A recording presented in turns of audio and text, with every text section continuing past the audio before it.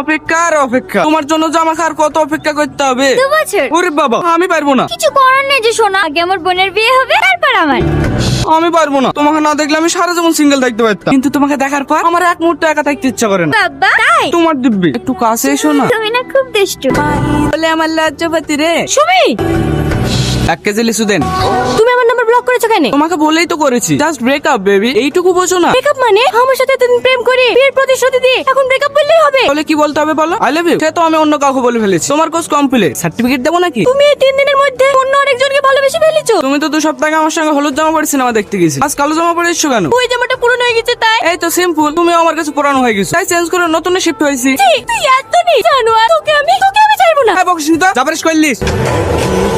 চো বাড়ি চো। বাবু আমার কথা শোনো বাবু, সুরজ খুব ভালো ছেলে, আমাকে ভালোবাসে বাবু। বাবু জানোয়ার কোথাকার, আগে আগে হাঁটো, জানোয়ার কোথাকার, পঞ্চান মঞ্চ ডুবে দিই, আস্তে তাড়াতাড়ি ঢঙ্গ।